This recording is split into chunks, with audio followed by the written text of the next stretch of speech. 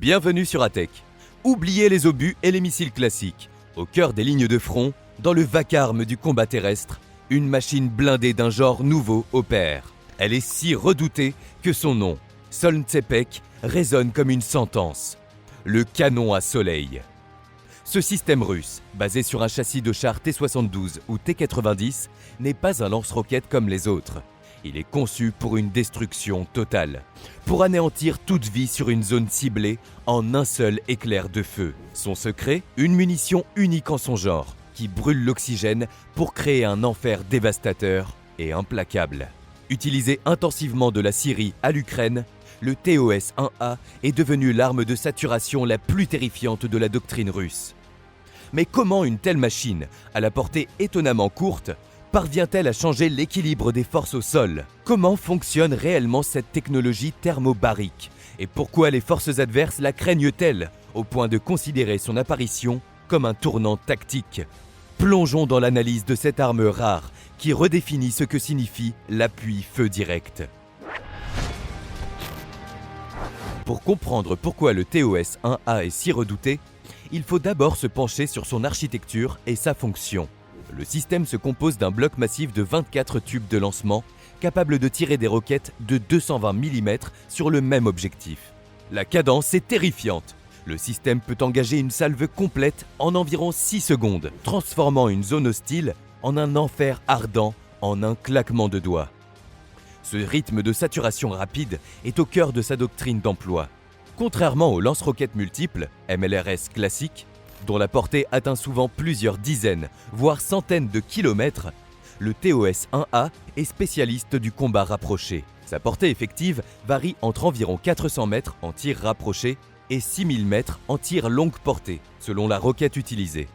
Cette contrainte est son plus grand talon d'Achille, le forçant à s'exposer au tir direct de l'ennemi. Mais elle est compensée par la force destructrice singulière de sa munition. Pour garantir une précision relative malgré cette proximité, le TOS-1A intègre un système de guidage avancé qui est essentiel pour un système à courte portée. Un télémètre laser permet de détecter la distance exacte de la cible, alimentant un ordinateur balistique de bord qui calcule l'angle de tir optimal. L'équipage, composé de 3 membres, conducteur, commandant, opérateur, est protégé par un blindage qui, bien qu'il ne soit pas celui d'un char de combat principal, assure une bonne résilience contre les armes légères jusqu'au calibre 7,62 mm et les éclats. Pour les opérations, le lance-roquette dispose de lance-grenades fumigènes pour se couvrir après le tir et effectuer une manœuvre de décrochage rapide.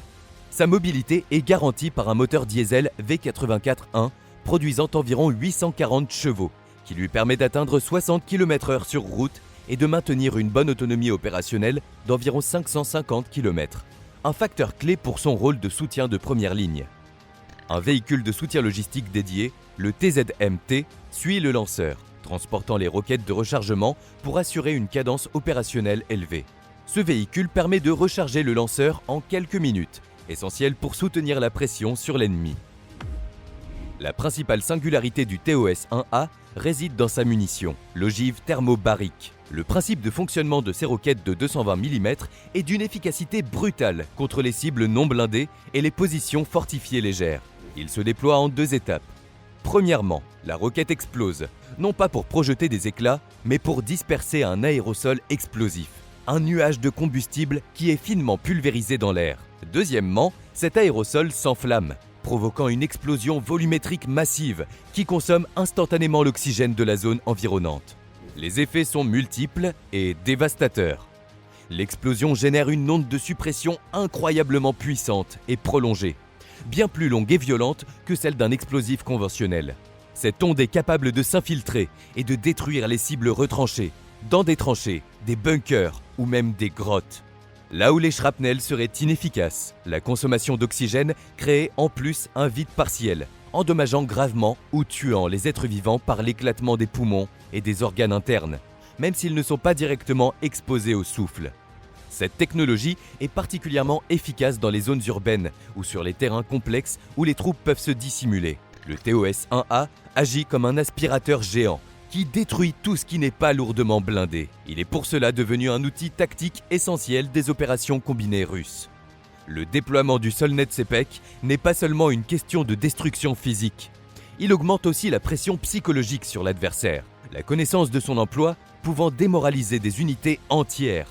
Le succès de cette arme dans divers conflits récents confirme son importance pour la doctrine russe qui privilégie la saturation rapide et la mobilité pour briser la volonté de résistance ennemie. Le système a connu une évolution constante pour rester pertinent face aux réalités des champs de bataille modernes. Le passage du TOS-1 initial au TOS-1A Solnet CPEC a marqué une série de modernisations clés. Ces améliorations sont concentrées sur le châssis pour une meilleure survivabilité et sur les systèmes électroniques de bord pour affiner le contrôle de tir. Les développements récents incluent l'adaptation des ogives avec notamment l'introduction d'ogives à fragmentation et à sous-munitions, en complément de la thermobarique permettant ainsi une polyvalence accrue pour différentes missions. Le TOS-1A est doté d'un bulldozer à l'avant, qui permet de préparer rapidement son emplacement en creusant une tranchée défensive, renforçant sa protection passive. Cette innovation améliore également sa capacité de camouflage sur le terrain et contribue à sa survie lors de ripostes ennemies. Malgré son rôle tactique localisé et sa portée limitée, le TOS-1A a démontré sa valeur au point d'être exporté et d'intégrer l'arsenal de plusieurs armées partenaires de la Russie, notamment en Arménie, au Kazakhstan et bien sûr en Syrie, où son usage contre les cibles fortifiées légères a été particulièrement visible. Ces évolutions récentes se concentrent sur l'amélioration des systèmes de tir, la diversification des ogives et l'adaptation du châssis aux normes modernes, assurant une meilleure survie et performance sur le champ de bataille. Le TOS-1A est ainsi conçu pour rester un acteur principal des conflits à venir, où la capacité à détruire rapidement des positions défensives tenaces sera un facteur décisif. Sa place est fermement établie dans l'arsenal, prouvant que la supériorité technologique au sol passe parfois par des solutions de puissance brute modernisées. L'usage du TOS-1A sur le terrain a fait l'objet de nombreuses observations, notamment à travers des conflits récents. En Syrie, il a été utilisé par les forces gouvernementales pour déloger des positions rebelles retranchées, démontrant une capacité à neutraliser efficacement les réseaux de défense et à faciliter les avancées terrestres. Dans le conflit ukrainien, son rôle a été capital lors des batailles urbaines et rurales où les forces russes ont utilisé le Solnet CPEC pour briser des lignes de défense et détruire des abris. Cependant, son efficacité opérationnelle est tempérée par sa vulnérabilité. Sa portée limitée l'oblige à s'approcher dangereusement des lignes ennemies, ce qui a conduit à la destruction de plusieurs systèmes par l'artillerie précise ukrainienne. En réponse, les forces russes ont modifié les tactiques d'emploi, alternant tir rapide et repositionnement.